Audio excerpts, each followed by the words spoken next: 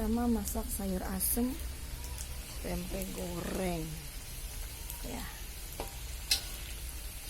Yes.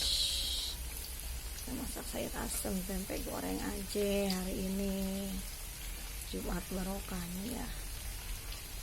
Ini sayur asemnya, sayur asem.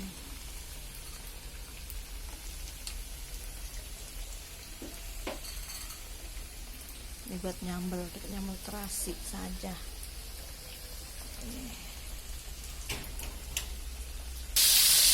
Udah itu kita ganti masak jengkol, jengkol goreng aja.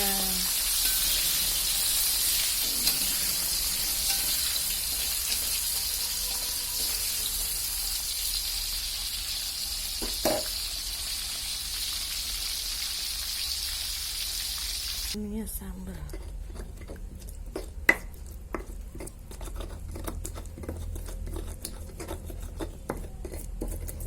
Kita nyambelnya pakai nasi.